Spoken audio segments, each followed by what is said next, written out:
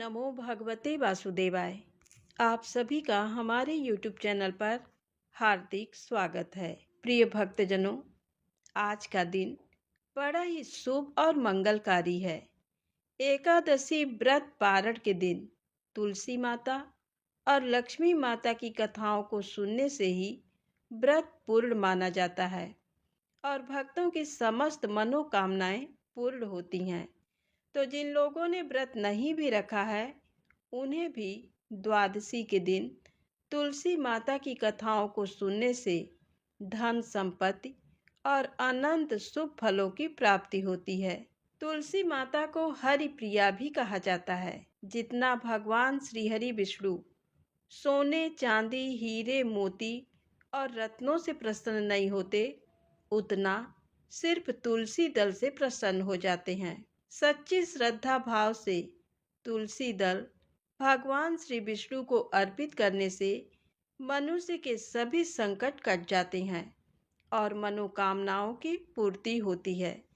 शास्त्रों के अनुसार एकादशी के दिन तुलसी जी में कभी भी जल नहीं चढ़ाना चाहिए, क्योंकि तुलसी महारानी स्वयं एकादशी का निर्जल व्रत रखती हैं।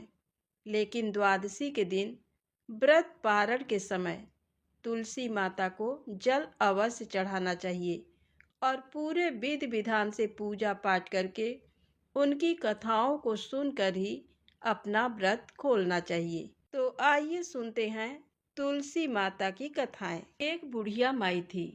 बुढ़िया माई बहुत पूजा पाठ करती थी और नित्य नियम से तुलसी जी को जल से सींचने जाती थी। जब वह जाती तो तुलसी माता से कहती कि हे तुलसी माता, सत की दाता, मैं तेरा बिरवा सींचती हूँ, मुझे बहू दे, पीले रंग की धोती दे, मीठा ग्रास दे, बैकुंठ में वास दे, अच्छी मौत दे, चंदन का काठ दे, अच्छा राज दे, खाने को दाल भात दे और 11 के दिन कृष्ण का कंधा दे।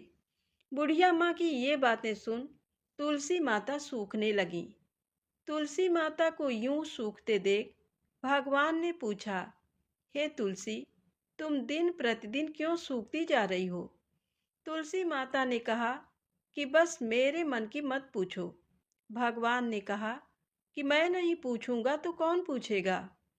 इस पर तुलसी माता कहती हैं कि एक बुढ़िया माई आती है और अपनी बात कहकर चली जाती है। मैं उसकी सभी बातें पूरी कर दूंगी, लेकिन कृष्ण का कंधा कहाँ से लाऊंगी? तब भगवान कृष्ण बोले कि जब वह मरेगी तो अपने आप ही कंधा देने आऊंगा। तुम बुढ़िया माई से ये बात कह देना। इसके बाद बुढ़िया माई मर गई। बुढ़िया माई के मरने पर सारा गांव इकट्ठा हो गया और उसका अंतिम संस्कार आने पर उसे उठाने लगे, लेकिन वह बुढ़िया माई बहुत भारी हो गई, जिससे उसकी अर्थी टस से मस नहीं हुई। सभी बोले कि ये तो बहुत संस्कारी थी, बहुत पूजा पाठ करती थी, कोई पाप नहीं किया, फिर ये इतनी भारी कैसे हो गई? तभी भगवान बूढ़े ब्राह्मण के वेश में आए और कहने लगे कि ये भीड़ कैसी है? तब गांव वाले बोले कि एक बुढ़िया माई मर गई है और वह इतनी पापिन थी कि उसकी अर्थी नहीं उठ रही है, बहुत भारी हो गई है। भगवान बोले कि मुझे इसके कान में कुछ कहने दो, फिर ये उठ जाएगी। भगवान बुढ़िया माई के पास गए और उसके कान में कहा कि माई, तू अपने मन की कर ले, पीतांबर की धोती ले, मीठा ग्रास ले, बैकुंठ में वास ले, चटक की चाल ले, चंदन का काट ले, झालर की झंकार ले, दाल भात को जी और कृष्ण का कंधा ले। भगवान की सभी बातें सुनकर बुढ़िया माई हल्की हो गई। भगवान अपने कंधे पर उसे ले गए। बुढ़िया माई को मुक्ति मिल गई और वह बैकुंठ को चली गई। हे तुलसी माता, जैसे आपने उस बुढ़िया माई की मुक्ति की, वैसे सभी की करना। जैसे भगवान ने उसे कांधा दिया, हमें भी देना। प्रेम से बोले, तुलसी शालिग्राम भगवान की जय हो। अब आइए सुनते हैं तुलसी माता की दूसरी पौराणिक कथा। सांवरणी मुनि की पुत्री तुलसी अपूर्व सुंदरी थी। उनकी इच्छा थी कि उनका विवाह भगवान नारायण के साथ हो। इसके लिए उन्होंने नारायण पर्वत की घाटी में स्थित बद्री वन में घोर तपस्या की। दीर्घ काल तक तपस्या के उपरांत ब्रह्मा जी ने प्रसन्न होकर दर्शन दिया और वर मांगने को कहा। तुलसी ने कहा, सृष्टिकर्ता ब्रह्मदेव, आप अंतर्यामी हैं, सबके मन की बात जानते हैं, फिर भी मैं अपनी इच्छा बताती हूँ। मैं चाहती हूँ कि भगवान श्री नारायण मुझे पति रूप में मिले। ब्रह्मा ने कहा, तुम्हारा अभीष्ट तुम्हें अवश्य मिलेगा। अपने पूर्व जन्म में किसी अपराध के कारण तुम्हें शाप मिला है। इसी प्रकार भगवान श्री नारायण के एक पार्षद को भी दानव कुल में जन्म लेने का शाप मिला है। दानव कुल में जन्म लेने के बाद भी उसमें नारायण का अंश विद्यमान रहेगा। इसलिए इस जन्म में पूर्व जन्म के पाप के शमन के लिए संपूर्ण नारायण तो नहीं, नारायण के अंश से युक्त दानव कुल में जन्मे उस शाप ग्रस्त पार्षद से तुम्हारा विवाह होगा। शाप मुक्त होने पर भगवान श्री नारायण सदा सर्वदा के लिए तुम्हारे पति हो जाएंगे। तुलसी ने ब्रह्मा के इस वर को स्वीकार किया, क्योंकि मानव कुल में जन्म में कारण उसे मायावी भोग तो भोगना ही था। तुलसी बद्री वन में ही रहने लगी। नारायण का वह पार्षद दानव कुल में शंखचूड़ के नाम से पैदा हुआ था। कुछ दिनों के बाद वह भ्रमण करता हुआ बद्री वन में आया। यहाँ तुलसी को देखते ही वह उस पर मुग्ध हो गया। तुलसी के सामने उसने अपने साथ विवाह का प्रस्ताव रखा। इतने में ही वहाँ ब्रह्मा जी आ गए और तुलसी से कहा, तुलसी, शंखचूड़ को देखो, कैसा देवोपम इसका स्वरूप है। दानव कुल में जन्म लेने के बाद भी लगता है जैसे इसके शरीर में नारायण का वास हो। तुम प्रस्ताव को सहर्ष स्वीकार कर लो। तुलसी को भी लगा कि उसकी तपस्या पूर्ण हुई, उसे इच्छित फल मिला है। शंखचूड़ के साथ उसका गंधर्व विवाह हो गया और वह शंखचूड़ के साथ उसके महल में पत्नी बनकर आ गई। शंखचूड़ ने अपनी परम सुंदरी सती साध्वी पत्नी तुलसी के साथ बहुत दिनों तक राज किया। उसने अपने राज्य का इतना विस्तार किया कि देवलोक तक उसके अधिकार में आ गया। स्वर्ग का सुख भोगने वाले देवताओं की दशा भिखारियों जैसे हो गई। शंखचूड़ किसी को कष्ट नहीं देता था, पर अधिकार और राज्य छिन जाने से सारे देवता मिलकर ब्रह्मा, विष्णु और शिव की सभा में गए तथा अपनी विपत्ति सुनाई। ब्रह्मा जी ने कहा, तुलसी परम साध्वी है, उसका विवाह शंखचूड़ से मैंने ही कराया था। शंखचूड़ को तब तक नहीं हराया मारा जा सकता जब तक तुलसी को न छला जाए। विष्णु ने कहा, शंखचूड़ पूर्व जन्म में मेरा पार्षद था। शाप के कारण उसे दैत्य कुल में जन्म लेना पड़ा। इस जन्म में भी मेरा अंश उसमें व्याप्त है। साथ ही तुलसी के पतिव्रत धर्म से वह अजेय है। फिर देवताओं की सहमति से भगवान शिव ने शंखचूड़ के पास संदेश भेजा कि या तो वह देवताओं का राज्य लौटा दे या फिर उनसे युद्ध करे। शंखचूड़ शंकर के पास पहुँचे। उसने कहा, देवाधिदेव, आपके लिए देवताओं का पक्ष लेना उचित नहीं है। राज्य बढ़ाना हर राजा का कर्तव्य है। मैं किसी को दुखी नहीं कर रहा हूँ। देवताओं से कहिए वे मेरी प्रजा होकर रहें। मैंने आपका भी कोई अपकार नहीं किया है। मेरा और आपका युद्ध शोभा नहीं देता। अगर आप हार गए तो बड़ी लज्जा की बात होगी। मैं हार गया तो आपकी कीर्ति बहुत अधिक नहीं बढ़ेगी। भगवान शंकर हंसे। वे तो सब रहस्य समझते थे। तुलसी और शंखचूड़ के पूर्व जन्म के शाप की अवधि लगभग पूरी हो चुकी थी। बोले, इसमें कीर्ति और लज्जा की बात नहीं। तुम देवों का राज्य लौटाकर उन्हें उनके पद पर प्रतिष्ठित होने दो। युद्ध से बचने का यही एक उपाय है। शंखचूड़ ने कहा, मैंने युद्ध के बल से देवलोक जीता है। कोई उसे युद्ध के द्वारा ही वापस ले सकता है। ये मेरा अंतिम उत्तर है। मैं जा रहा हूँ। ऐसा कहकर शंखचूड़ चला गया। उसने अपनी पत्नी तुलसी को सारी बात बताई और कहा, कर्म भोग सब काल सूत्र में बंधा है। जीवन में हर्ष शोक भय सुख दुख मंगल अमंगल काल के अधीन है। हम तो केवल निमित्त हैं। संभव है भगवान शिव देवों का पक्ष लेकर मुझसे युद्ध करें। तुम चिंता मत करना, तुम्हारी सती तेज मेरी रक्षा करेगा।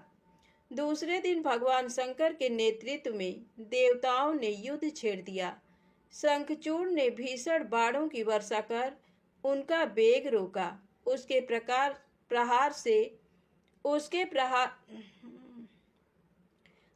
प्रहार से देवता डगमगाने लगे। उसने दानवी शक्ति का प्रयोग कर मायावी युद्ध आरंभ किया। युद्ध स्थल पर वह किसी को दिखाई नहीं देता था, पर उसके अस्त्र शस्त्र प्रहार कर देवों को घायल कर रहे थे।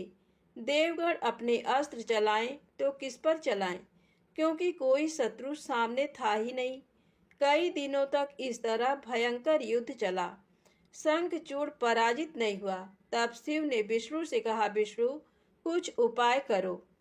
विष्णु भगवान ने सोचा, बल से तो शंखचूड़ को हराया नहीं जा सकता, इसलिए छल का सहारा लेना होगा।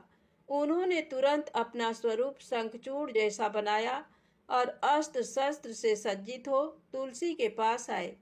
बोले, प्रिय, मैं युद्ध जीत गया। सारे देवता भगवान शंकर समेत हार गए। इस खुशी में आओ, मैं तुम्हें अंक से लगा लूं। पति को प्रत्यक्ष खड़ा देख तथा विजय का समाचार सुन वह दौड़कर मायावी शंखचूड़ के गले से लिपट गई। इस प्रकार पति पत्नी दोनों ने आलिंगन हो खूब खुशी मनाई। पर पुरुष के साथ इस प्रकार के व्यवहार से उसका सती तेज नष्ट हो गया। उसका सती तेज जो शंखचूड़ की कवच के रूप में रक्षा कर रहा था, वह कवच नष्ट हो गया। शंखचूड़ शक्तिहीन हो गया। ये जानते ही भगवान शंकर ने अपने त्रिशूल से प्रहार किया। त्रिशूल के लगते ही शंखचूड़ जलकर भस्म हो गया। शंखचूड़ के मरने को जानकर विष्णु अपने असली स्वरूप में आ गए।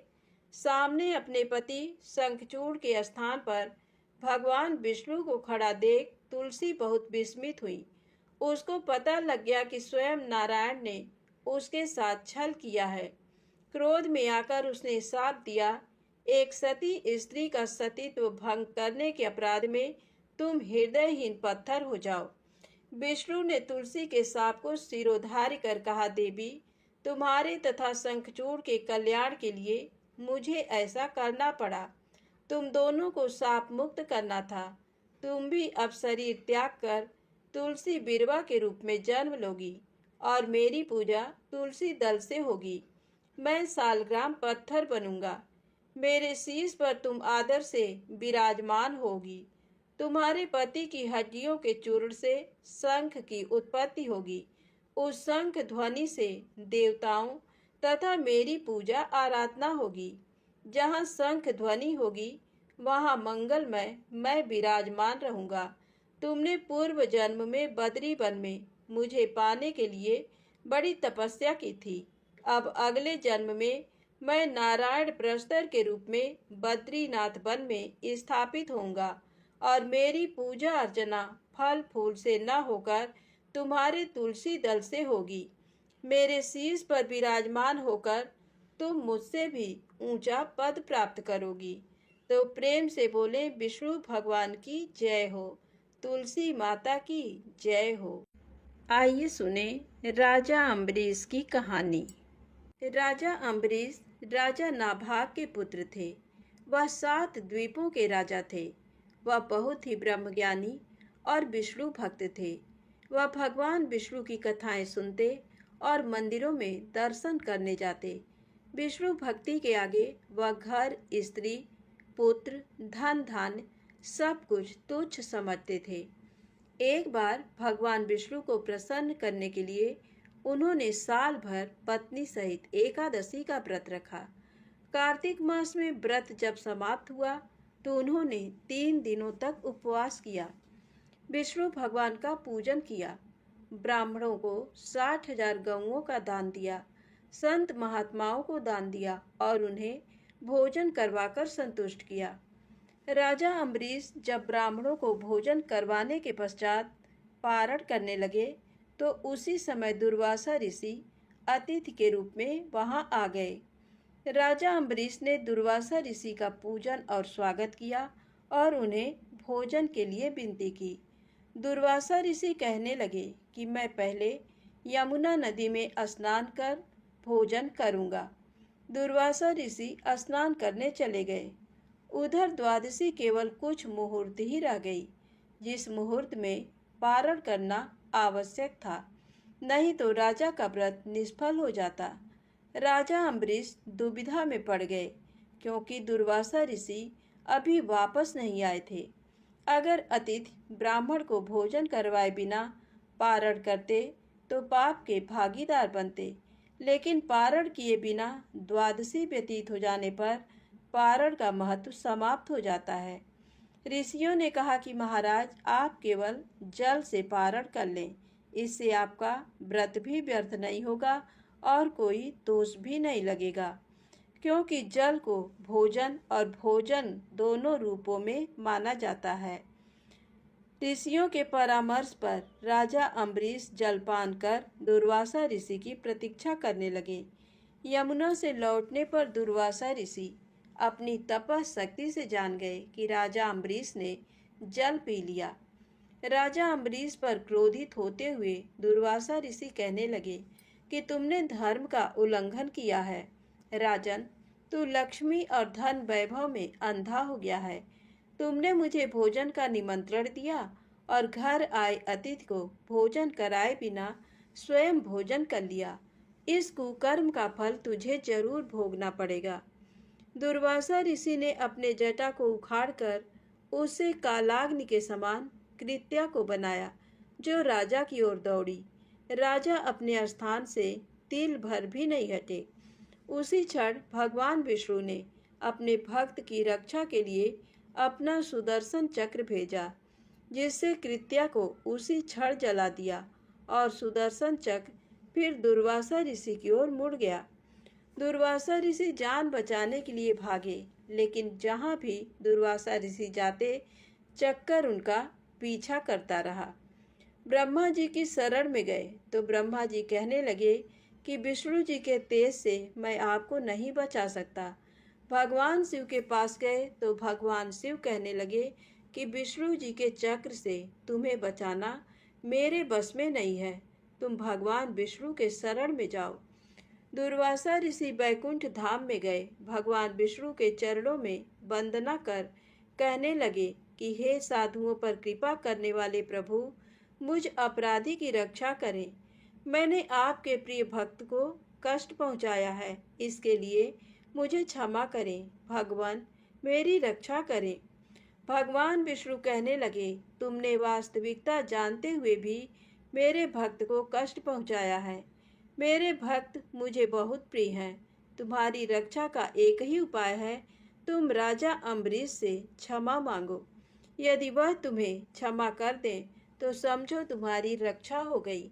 वह बहुत दयालु हैं और धार्मिक राजा हैं, वह तुम्हें जरूर क्षमा कर देंगे। दुर्वासा ऋषि राजा अम्बरीश के पास पहुंचकर उनसे क्षमा मांगने लगे। आपके अपमान के कारण भगवान विष्णु का सुदर्शन चक्र मुझे जला रहा है। राजा अम्बरीश जी के पैरों में गिर गए। उन्हें दुख में देखकर राजा अम्बरीश को बहुत दुख हुआ। भगवान विष्णु के सुदर्शन चक्र को शांत करने के लिए राजा अम्बरीश ने स्तुति की। स्तुति सुनकर सुदर्शन चक्र शांत हो गए और वापस लौट गए। दुर्वासा ऋषि भी सुदर्शन चक्र के ताप से मुक्त होकर सुखी हो गए। दुर्वासा ऋषि ने राजा को आशीर्वाद दिया और कहने लगे, आप धर्मात्मा और दयालु हैं। आपने मेरी दुष्टता को भुलाकर मेरी रक्षा की।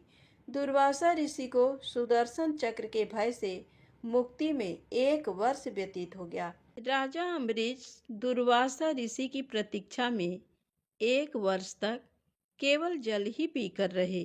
सुदर्शन चक्र से मुक्ति के पश्चात उन्होंने दुर्वासा ऋषि को भोजन करवाकर तृप्त किया और दुर्वासा ऋषि की आज्ञा के बाद उन्होंने फिर भोजन किया। उसके पश्चात दुर्वासा ऋषि अपने लोक चले गए। राजा भक्ति के साथ राज्य करने लगे। राजा अम्बरीश के इस प्रसंग को सुनने पढ़ने से भगवान विष्णु की कृपा प्राप्त होती है। प्रेम से बोले विष्णु भगवान की जय हो। आप आइए सुने तुलसी माता से जुड़ी अगली पौराणिक कथा। एक बार देवी तुलसी विवाह हेतु वर ढूंढने के लिए तीर्थ यात्रा पर निकली थीं और ढूंढते ढूंढते वह गंगा किनारे पहुंच गईं। उस समय गणेश जी भगवान गंगा किनारे तप कर रहे थे। उन्हें देखते ही देवी तुलसी उन पर मोहित हो गईं और उनके मन में गणेश भगवान से विवाह की इच्छा उत्पन्न हुई। फिर देवी तुलसी ने गणेश जी के पास जाकर उनका ध्यान भंग कर दिया। आंखें खोलने के बाद गणेश भगवान के सामने देवी तुलसी खड़ी थीं, लेकिन सामने एक स्त्री है, इसलिए अपने क्रोध को नियंत्रण में रखकर गणेश भगवान ने पूछा, आप कौन हैं देवी, और मेरा ध्यान भंग करने का क्या कारण है? तो जवाब में देवी तुलसी ने अपने परिचय के साथ गणेश जी से विवाह की बात कर ली। उत्तर में गणेश भगवान जी बोले, देवी, मैं ब्रह्मचारी हूँ, इस वजह से मैं विवाह नहीं कर सकता। अपने विवाह प्रस्ताव के लिए ना सुनने के बाद देवी तुलसी क्रोधित हो गईं और उन्होंने गणेश जी को श्राप दे दिया कि उनका ब्रह्मचर्य टूटेगा और उनके 2 विवाह होंगे। इस बात पर गणेश भगवान भयंकर क्रोधित हो उठे, क्योंकि एक तो वह स्त्री हैं, इसलिए ध्यान भंग करने पर भी गणेश जी ने कुछ नहीं कहा और इतनी विनम्रता से बात करने पर भी उन्हें श्राप दिया गया। फिर गणेश जी ने भी देवी तुलसी को श्राप दे दिया कि तुम्हारा विवाह शंखचूर्ण नाम के असुर के साथ होगा। एक देवी होकर भी उनका विवाह एक राक्षस से होगा। ये जानकर देवी तुलसी विचलित हो गईं और विनायक जी से इस कठोर श्राप से मुक्ति दिलाने की क्षमा याचना करने लगीं। फिर गणेश जी को तुलसी देवी पर दया आ गई। वे बोले कि मेरा श्राप तो बदल नहीं सकता, वह तो सच होकर ही रहेगा, लेकिन अगले जन्म में तुम एक पेड़ बनोगी और भगवान महाविष्णु जी को अत्यंत प्रिय होंगी। उनकी पूजा में भी तुम्हारा एक महत्वपूर्ण स्थान होगा और कलयुग के इंसानों को तुम मोक्ष का मार्ग दिखाओगी। लेकिन तुमने मेरा तप भंग किया है और मुझे ब्रह्मचारी होकर भी 2 विवाह का श्राप भी दिया है, इसलिए मेरी किसी भी प्रकार की पूजा में तुम निषिद्ध रहोगी। इस प्रकार देवी तुलसी गणेश भगवान की पूजा में निषिद्ध हो गईं। तो प्रेम से बोले, गणेश जी महाराज की जय हो, तुलसी माता की जय हो। अब आइए सुनते हैं तुलसी माता की अगली पौराणिक कथा। इस कथा को सुनने से एकादशी के व्रत का संपूर्ण फल मिल जाता है। किसी समय एक कुटुंब में ननद तथा भाभी साथ साथ रहती थीं। ननद का विवाह अभी नहीं हुआ था। वह तुलसी के पौधे की बहुत सेवा किया करती थी, लेकिन उसकी भाभी को ये सब बिल्कुल भी पसंद नहीं था। जब कभी उसकी भाभी को अत्यधिक क्रोध आता, तब वह उसे ताना देते हुए कहती कि जब तुम्हारा विवाह होगा तो मैं तुलसी ही बारातियों को खाने को दूंगी और तुम्हारे दहेज में भी तुलसी ही दूंगी। कुछ समय बीत जाने पर ननद का विवाह पक्का हुआ। विवाह के दिन भाभी ने अपने कथन अनुसार बारातियों के सामने तुलसी का गमला फोड़ दिया और खाने के लिए कहा। तुलसी माता की कृपा से वह फूटा हुआ गमला अनेकों स्वादिष्ट पकवानों में बदल गया।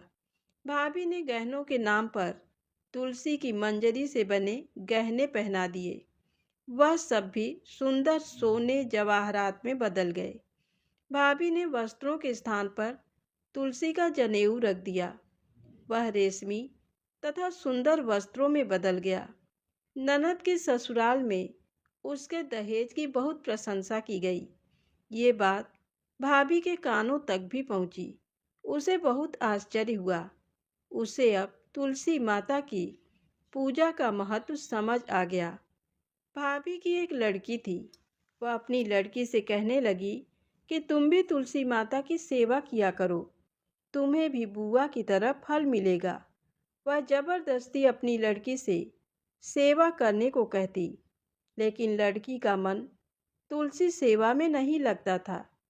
लड़की के बड़े होने पर उसके विवाह का समय आता है। तब भाभी सोचती है कि जैसा व्यवहार मैंने अपनी ननद के साथ किया था, वैसा ही मैं अपनी लड़की के साथ भी करती हूँ, तो ये भी गहनों से लद जाएगी और बारातियों को खाने में पकवान मिलेंगे। ससुराल में इसे भी बहुत इज्जत मिलेगी। ये सोचकर वह बारातियों के सामने तुलसी का गमला फोड़ देती है, लेकिन इस बार गमले की मिट्टी मिट्टी ही रहती है। मंजरी तथा पत्ते भी अपने रूप में ही रहते हैं। जनेऊ भी अपना रूप नहीं बदलता है। सभी लोग और बारातियों द्वारा भाभी की बुराई की जाती है। लड़की के ससुराल वाले लड़की की बुराई करते हैं। भाभी अपनी ननद को कभी नहीं बुलाती थी। एक दिन भाई ने सोचा, मैं बहन से मिलकर आता हूँ। उसने अपनी पत्नी से कहा कि कुछ उपहार बहन के पास ले जाने की बात कही। भाभी ने थैले में ज्वार भरकर कहा कि जो कुछ भी है तुम यही ले जाओ। वह दुखी मन से बहन के पास चल दिया। वह सोचता रहा कि कोई भाई अपने बहन के घर ज्वार कैसे ले जा सकता है। ये सोचकर वह एक गौशाला के पास रुका और ज्वार का थैला गाय के सामने पलट दिया। तभी गौ पालक ने कहा कि आप गाय के सामने हीरे मोती तथा सोना क्यों डाल रहे हैं। यह देखकर भाई को बड़ा ही आश्चर्य हुआ और उसने सभी हीरे मोती तथा सोना वापस अपने थैले में रख लिए। भाई ने सारी बात अपनी बहन को बताई और बड़ी खुशी खुशी उसने सारे हीरे मोती और सोना अपने बहन को दिए। दोनों भाई बहन एक दूसरे को देखकर अत्यंत ही प्रसन्न हुए।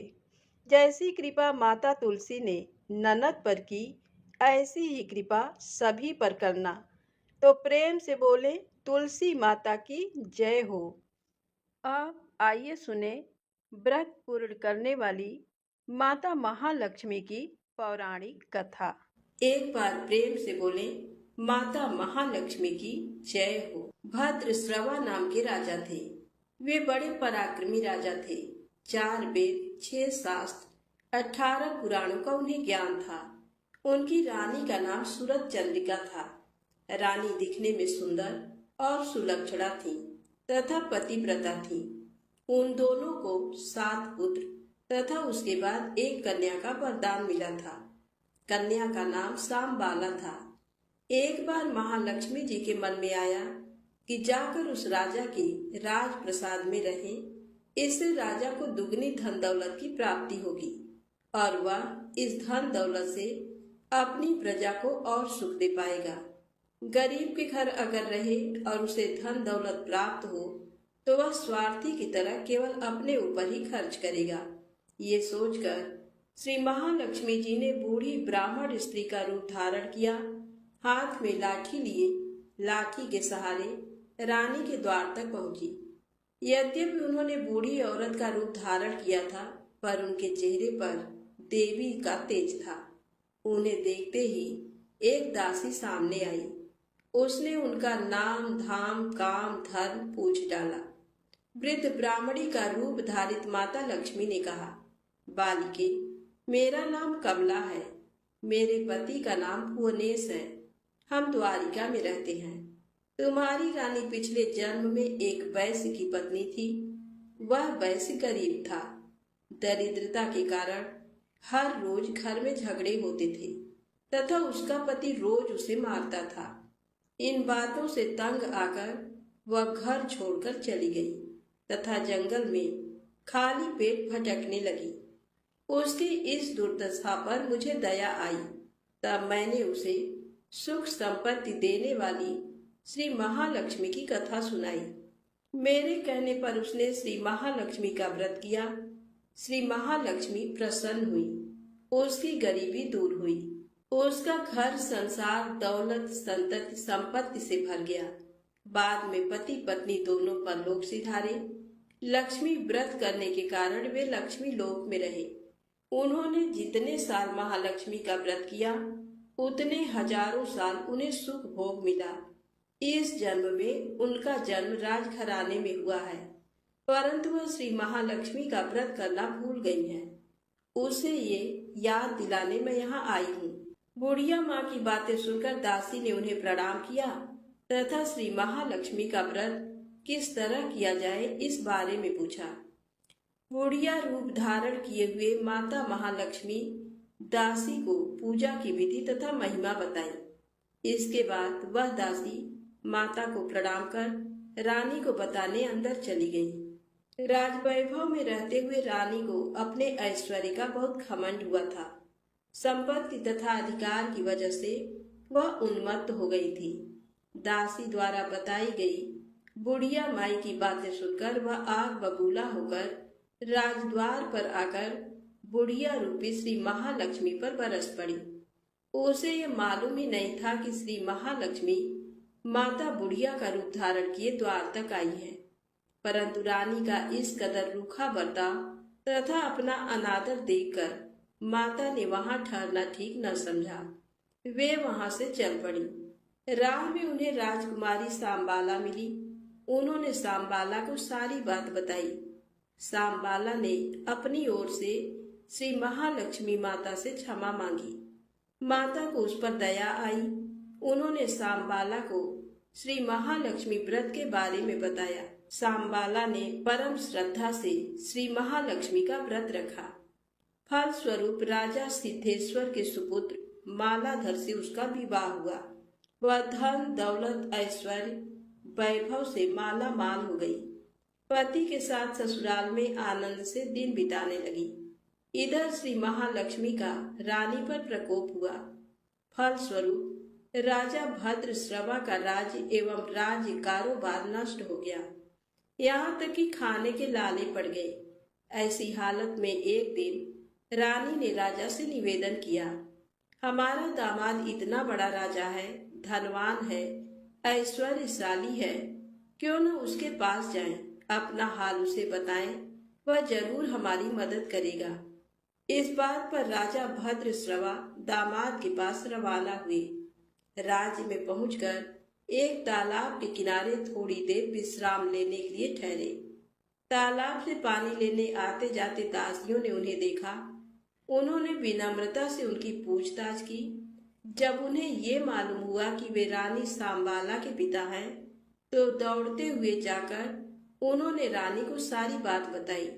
रानी ने दासी के हाथ राज परिधान भेजकर बड़े ठाट से उनका स्वागत तथा आदर सत्कार किया, खान पान करवाया।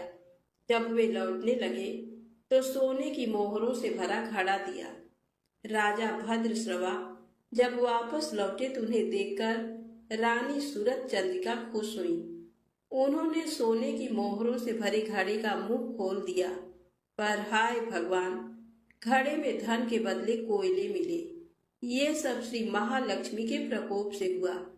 इस प्रकार दुर्दशा में और कई दिन बीत गए। इस बार रानी स्वयं अपनी कन्या के पास गई। सांबाला ने श्री महालक्ष्मी का व्रत किया, पूजा की, अपनी माता से भी व्रत करवाया। इसके बाद रानी अपने घर आई। श्री महालक्ष्मी का व्रत रखने पर उसे फिर से अपना राजपाट धन दौलत ऐश्वर्य प्राप्त हुआ। वह फिर से सुख शांति आनंदमय जीवन बिताने लगी। कुछ दिनों बाद राजकन्या सांबाला अपने पिता के घर आई। उसे अपने घर देखकर सूरत चंद्रिका को पुरानी बातें याद आई। ये कि सांबाला ने अपने पिता को घड़ा भर कोयला दिया था और उसे तो कुछ भी नहीं दिया था।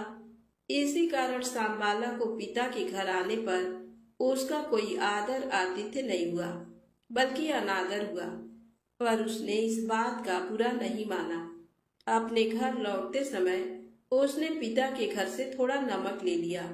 अपने घर लौटने पर उसके पति ने पूछा, अपने मायके से क्या लाई हो?